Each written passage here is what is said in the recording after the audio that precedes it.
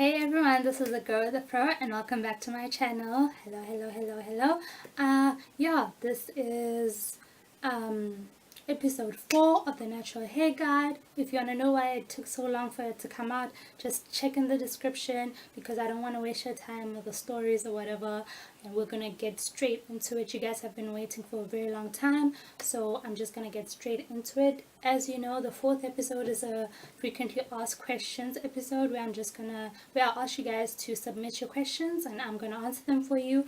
I have narrowed it down to 10 questions, so yeah, because I got like a lot of the same questions over and over again, so I just narrowed them down to 10 and I'm gonna get straight to it because like I said, you guys have been waiting forever, I know.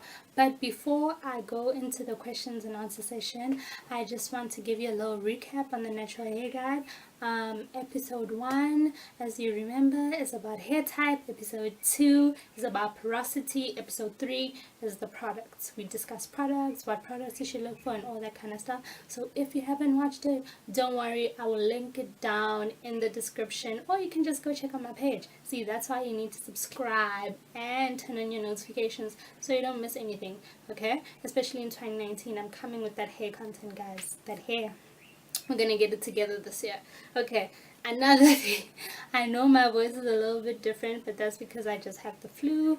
Don't worry about it. I will be back to my normal squeaky voice in like a week, okay?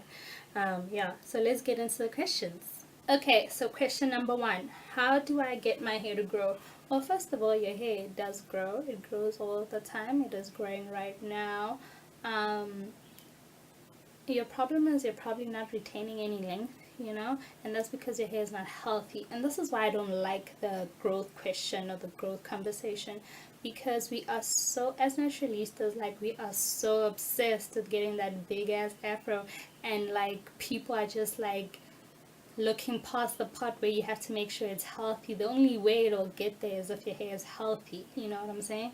And just I don't even know how to explain this to you guys, but I know with my hair care journey, what happened is that I got so into trying to get my hair to that perfect length that I just skipped by so many steps. The next thing, it's huge, it's big, I'm there, I don't know how to take care of it, I don't know how to style it, I just don't know. So this is a word of advice from me to you. Just stop obsessing over your length.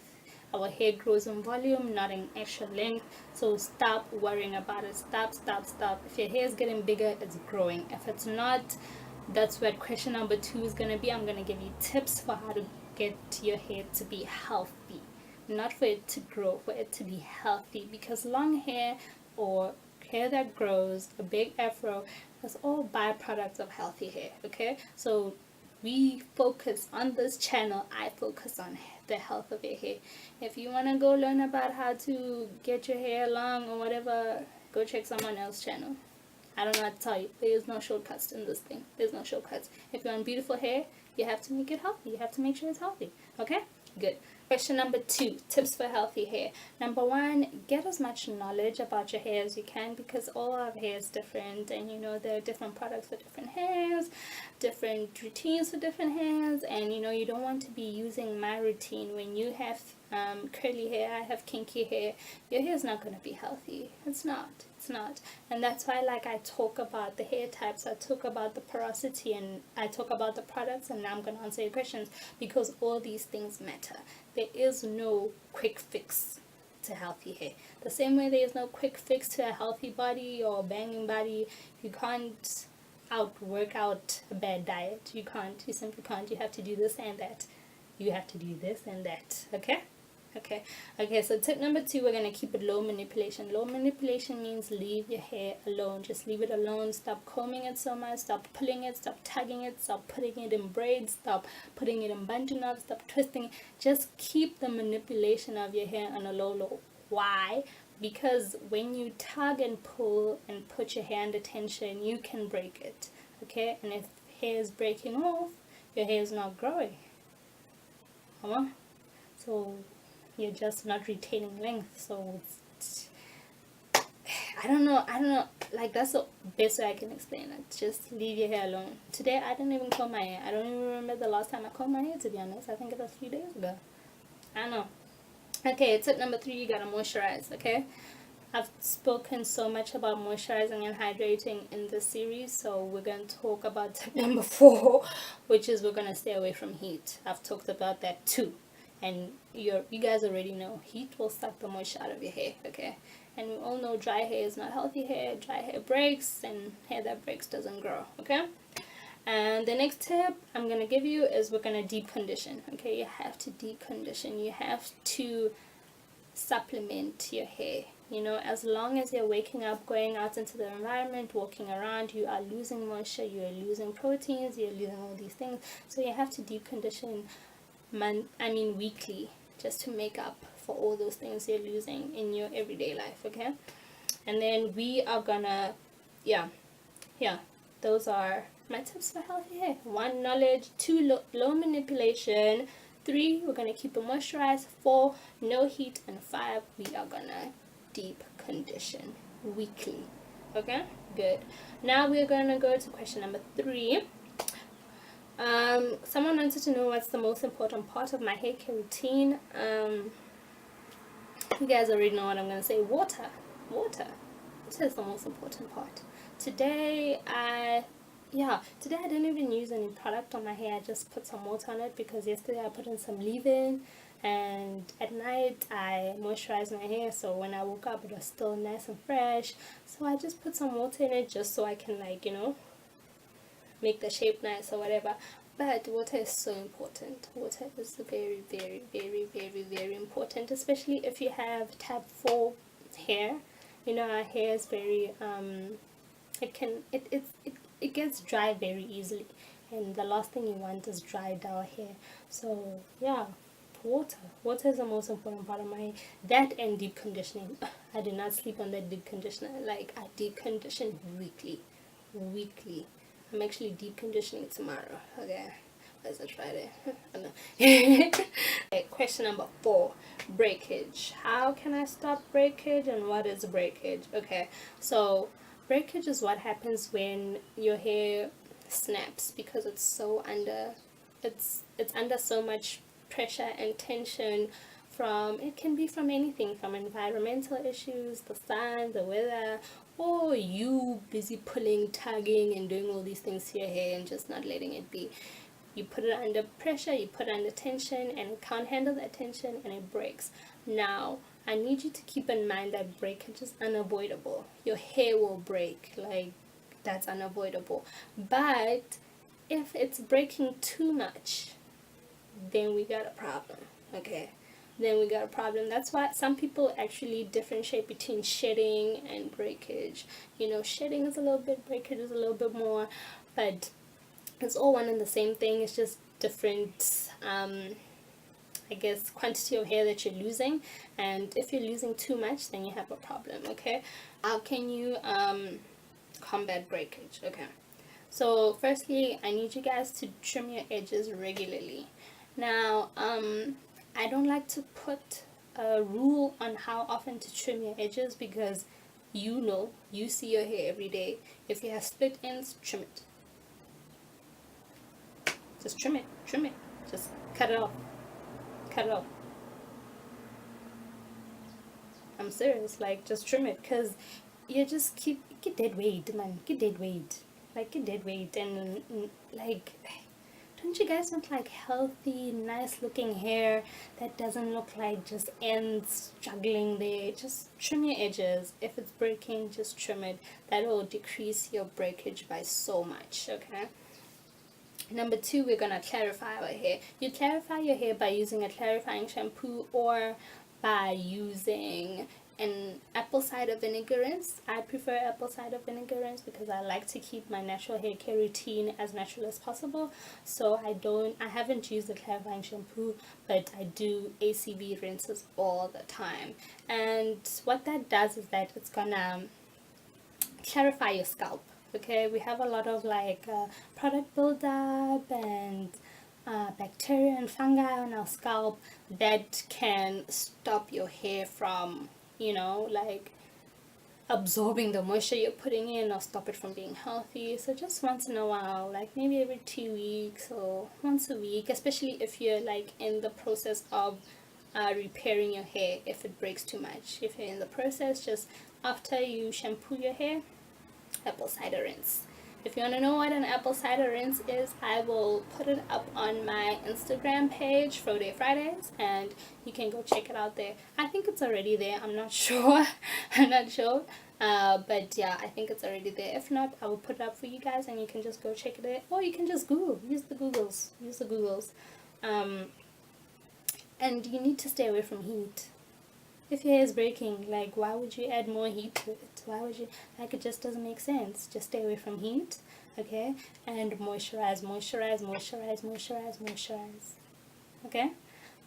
Trim your edges, clarify your hair, stay away from heat, and moisturize, okay? Moisturize. And if that still doesn't work, guys, just cut your hair off. It'll grow back, trust me, and it'll look better than before. So, yeah. Okay, question number 5, thinning edges. How do I stop my edges from thinning? Well, you know, in the most extreme cases, you'll find that your edges are thinning because they have a condition. Some people edges thin when they're postpartum, some people edges thin when they're stressed or whatever. So that you're gonna need a doctor, okay? You're gonna need a doctor to help you with that. Just go check it out. Maybe you need some vitamins, maybe you need this, maybe you need that. Some people actually get hairline implants and stuff like that. So just if your hairline situation like a bad and your hairline has been good all along or something like that, just go check it out, because you never know, you know, you might have a condition. And for us who are doing it to ourselves, yes, I'm talking to you, yes, you right now with the ponytail so tight and your edges so late, like, I don't understand what you think is gonna happen. You keep pulling on the most fragile hairs that you have, that's your edges. You keep pulling, they're gonna break, they're gonna thin, they are gonna thin. So like I said, low manipulation, okay? I love a good bun, I love a good ponytail, I love all these hairstyles. I love that, you know, like, oh, Laura Meriri, you get like this instant facelift. I love it, but it's really not worth it. It's not worth your edges. It's not worth your edges, guys. It really isn't worth your edges. And how can you treat your thinning edges? You know, moisturize your hair. You know, when you moisturize your hair, sometimes, I don't know if you guys do it, but I've noticed with some people, they forget to moisturize the edge. Okay, just put some shea butter on your edge. Make sure it's all in there, you know. Put the water there, put the leave-in there, leave-in conditioner, put the cream there, put the oil there. Just make sure your hair is moisturized so you can strengthen it, okay? And another thing I want you to do is to do scalp massages. Okay, so what you're going to do every now and then is just to promote growth, you know, just to, it's like when you do a detox before you go on your healthy lifestyle, you know, to give your metabolism a boost. That's what we're doing, okay? You're boosting it. And another thing I like doing on my edges with the scalp massages is that I will use an oil, okay? So I'll use something like black Jamaican castor oil, or I'll use something with like a tea tree or peppermint oil, because those oils are very good, you know. I have a post on my FRODAY Friday page. You see, that's why you need to follow me, guys. I have a post about, I think it's tea tree or peppermint, and it talks about how they are vesilators or something like that. They open up the blood vessels, and you know, that promotes an active scalp situation. So just go check it out. And yeah, just scalp massage, castor oil, and also vitamin E oil. Vitamin E is really good to promote what do you call this, hair growth. It's really good. You can try that out. If not, I'm sorry, guys, you're gonna have to go get a hair implant.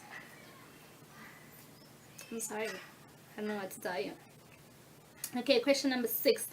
can porosity change? Yes, it can change, and it should change. Episode 2, we speak about porosity, so if you don't know what that is, go check episode 2.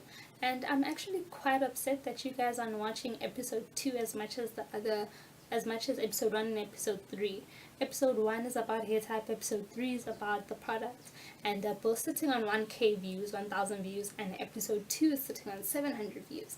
Now, this is an issue for me because I feel like you guys are not focusing on how your hair reacts to moisture. Okay, you want to know how to moisturize your hair, you want to know why your hair is dry, you want to know why it's not absorbing, retaining moisture, but you are not giving yourself the time to find out why your hair is acting like that. You feel me? So you just slather on all these oils and all these products, but they're just sitting on top because maybe your hair is low porosity, maybe your hair is high porosity, you know, and there's certain type of products that you should use for different types of porosities. Your porosity is supposed to be at a normal, okay? If it's high, if it's low, you can change it, okay? It's supposed to get into normal. Like your hair is supposed, when you put water into your hair, it's not supposed to dry quickly and feel dry, or it's not supposed to take forever to dry. It's just supposed to hydrate or moisturize the hair. Like, yeah, okay. I'm sorry guys if it seems like I'm like preaching or something like that, but like, you know, it's, these things are important for me, and I hope they become important for you, okay? Okay, because like people ask me these questions all the time, and I'm just like, I've already told you 1,000 times how to change your porosity. If you have low porosity hair, I need you to start clarifying your hair with either clarifying shampoos or FCV rinses. Why? Because like I said in the previous answer, there's certain buildup, fungi, bacteria that are on your scalp that is creating a barrier and stopping your hair from absorbing the moisture, absorbing the nutrients, absorbing the hydration. And once you just clarify, just remove all that stuff, you know, it'll be easier for your hair to take it in, okay? And you need to when you deep condition, use heat. So you know, like when you go to the salon, they put you under that hair dryer. That's what I mean. I don't mean put the heat directly onto your hair. No, I mean use the heat to help the deep conditioner penetrate into your hair. Okay, if you don't have one of those hair drying things, you can just use body heat. Just put a a plastic on your hair after you deep condition, and on top of that plastic maybe put a towel or a t-shirt and just let it sit for longer than you would at the salon, because naturally your body is just gonna heat that baby up. Just heat it up, and you'll be fine. And another thing you can try is hot oil treatments.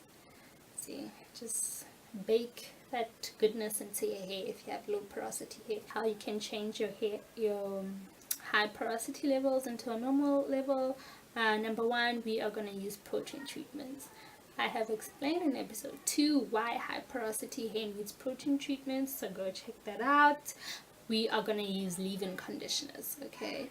You have to use a leave-in conditioner because when you have high porosity hair, your hair it doesn't retain the moisture. It loses moisture very, very fast, very easily. So if you're using daily leave-in conditioners, it'll help your hair just, you know, regain all that, you know, moisture and nourishment. I mean nutrients that it's losing on a daily, okay? And then we are also, when you go for a leave-in conditioner or a conditioner, I want you to get something creamy and thick, okay?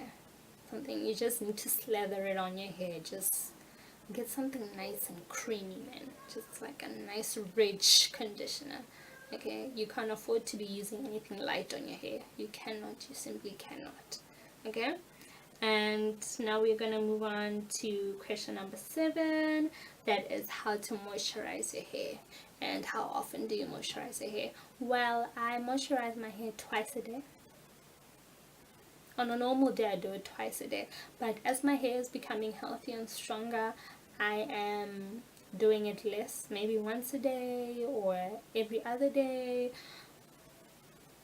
And I always moisturize my hair using the lock method. The lock method stands for liquid, oil, and cream, or liquid, oil, and butter. It just depends like what you prefer to use on your hair. I use shea butter, so for me it's gonna be liquid, oil, and butter. If you use a cream or whatever, yours is gonna be that. That's the only difference. Okay, and you can also swap. You can also apply your cream or your butter before your oil. Okay, just see what works for you. Like, this guide is exactly that. It's a guide, it's not a rule book. Okay, so I'm giving you like your staples, your foundation, and you need to tweak it here and there so it can suit your hair, because I don't know what kind of hair you have. I can't give you a hair consultation over the video. I simply cannot. So just take what I'm saying, right? Try it. If it's not working, try and tweak it, because these methods do work. But there are certain routines and certain, like, I always apply my my butter before my oil, because it just works better for me that way. If I apply my oil first, sometimes my hair is dry. Okay, but some people like it if it's the liquid, oil, and cream. And also another thing you can add into your liquid. Your liquid is just let me show you. Hold up. Your liquid is basically this is the liquid. I use distilled water. I don't remember where I saw it, but apparently that's better than tap water. So just pamper my hair a little bit with some hot water. But anyway, this is going to be your liquid, and some people add a little bit of leave-in conditioner in their liquid. That's fine. It's fine. Some people also go a step further and add oil in the liquid.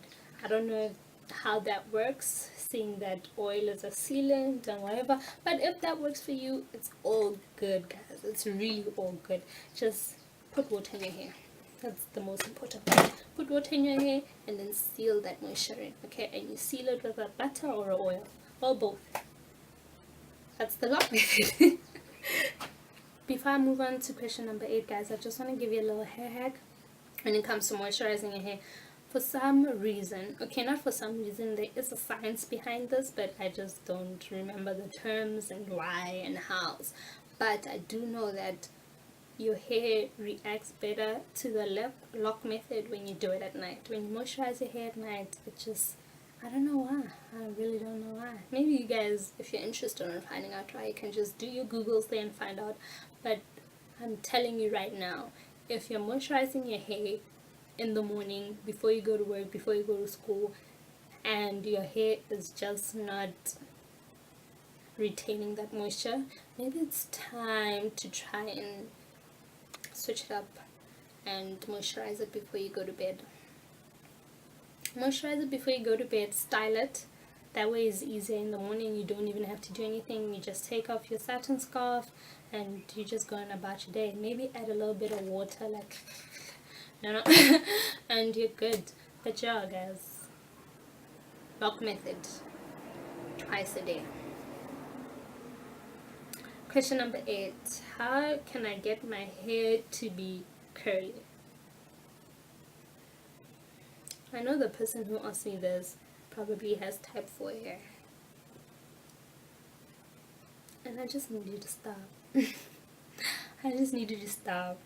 Not in the sense that your hair can never be curly, but in the sense of, I want you to understand what your hair can do and what your hair can't do. Okay, and I need you to take that into consideration when you do certain styles. So it may not come out the same as Samang Mang on YouTube who has type 3 hair, or or the people you see on TV, you twist out, you flat out, you bantu knot out. It may not come out the same way, but that's not because it's just that our hair, type 4 hair, is very kinky. The coils are very tightly tightly coiled. Okay, and what happens is that it's easier when your curls are looser, when your coils are looser, to get that curl because your hair is already in that shape. So manipulating it and bending it and doing all these things is very easy when you have type 3 hair. Now when you have type 4 hair, you may get the perfect curl, but it will only stay for like Monday, Tuesday, Wednesday, it's gone. And there is really nothing you can do about it unless you want to bantu knot or twist your hair every single night to get that perfect curl. But even with that, I do not suggest it because, as I said in the beginning of this video, I know I mentioned keeping your hair low manipulation, like making sure you don't do too much to your hair all the time. So just, it's okay not to have curly hair. I mean, is my hair not pretty today? I think it's pretty. Not a cat in sight. Not a cat in sight. And I think it's nice. But let me give you some little product tips here and there when you are doing your bantu knots and your twist outs and all these things. You can use if you have type 4 hair, always use like a creamy product, like a creamy leave-in or a thick butter, or just don't bantu knot it with oil and think it's gonna come out like that. No, like it doesn't work like that, you know. Put in that product, you know, a really thick conditioner, when I bantu knot my hair, I always make sure that I like twist it. When I do twist outs, flat twist out, bantu knots, anything, I always twist it with my shea butter all the time, because, and also like when you undo it, your hair just looks moisturized. Then you don't have to apply anything, because you know, if you have type 4 hair, when you apply the moisturizers, when you apply the conditioners, when you apply, sometimes you lose that curl. And this is because when you apply the water, when you moisturize, when you do all these things, your hair goes back to its natural state. And in our natural state, we don't have visible curl patterns, so you'll lose that curl. Okay, I also read somewhere yesterday that you can use styling gel when you do your twists and all these things. I don't know about that. You can try it. I really want to try it and see if it works, you know, and I'll let you guys know. But yeah, that's what I read. I'm not sure about that one. I haven't tried it, so I cannot confirm. But yeah, curly hair, a little bit touch and go. Maybe you'll get it, maybe you won't, but even if you don't, it's okay. The hair is beautiful without a single cat in sight. Okay, so let's go down to question number 9. How to care for curls. Guys, as you can see, I don't have naturally curly hair, so there's not much I can tell you, but I did a little bit of research because you guys have really been asking me this question. What I have found out that you have to like be really careful about the products you use, because your hair can get really dry, you know. So use a mild shampoo, opt for pre-pooing, opt for co-washing instead of shampooing and all that stuff. But I did find a really good article on how to care for naturally curly hair, and I will plug the link down in the description because I love you. It has everything. If your hair is fine, if your hair has a lot of volume, what product is best, what product doesn't best for you, it has everything, and I will link it down below for you guys. So if you're a curly hair naturalista and you want to know how to do it, check that link. Okay, so now we're going to do our last question. It's question 10, and you guys asked me I guess it's the difference. Someone just asked me what's transitioning, what's the big chop, should I transition, should I big chop. In my hair care journey, I tried to transition, okay, because I just wasn't comfortable with cutting my hair off. So I transitioned for maybe 4-6 months, and it just wasn't working for me because I had no idea what I was doing. So I just ended up cutting it off and I big chopped it. Okay, now if you want to know, like, so I don't know much about transitioning because I didn't really do it, so I don't know. But like the curly hair question, I found a really good article that can help you guys who are transitioning, you know, because I want to help all of you naturalistas. I want to help all of you. Not Did you only accidentally summon me? No, Baton dim. Guys, what's with like Apple these days? Baton, listening into my conversation. Sure. Anyway, big chop or transition. It's all about what you prefer. Do you wanna go from big hair to really short hair and start your natural hair journey from the beginning, or do you want to transition? Okay, you can do it either way. That's the nice thing about natural hair. It doesn't have to be either or. You can try to transition. If it doesn't work out, abandon it like I did and big chop. You know, if you're not comfortable with doing it all at one go, cut it a little by little by little by little. You do not have to follow a certain guideline or follow a certain rule book. Just do what makes you feel good, because I know a lot of us, like, we are scared of having short hair, or we use our hair to hide all of this goodness which you don't need to hide. But yeah, if you're brave, go for the big chop. Just dive right in there. Okay, if not so brave and you want to ease into it, then transitioning is what's best for you. Okay, so that is also, I found,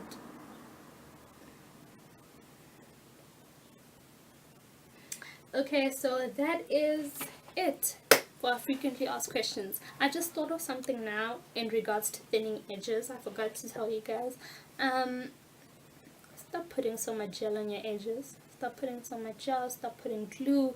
Stop, not actually stop, but just video for goja, like decrease it a little bit, because I see a lot of us, especially these days, because I wear wigs a lot, like we like to attach the wig to our scalp, and I don't understand what you think is going to happen when you remove that wig, or you're putting your hair under a lot of pressure. And if my hair can take it, that's great, but your hair may not be able to take it. So just be cautious. Just be cautious with the wig wearing. Be cautious with how tight you tie your hair. Be cautious with how tight your braids are. Be just be on top of that scalp massage game.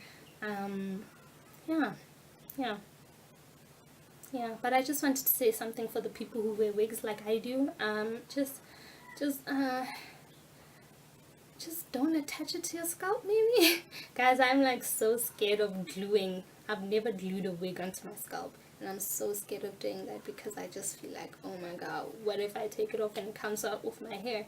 And that is a reality for most people, and I don't think I want to try it, because once your hair is gone, like, it's gonna take a while for it to come back. Okay, some people it doesn't come back, so use your own discretion. Use your own discretion. So yeah, we are done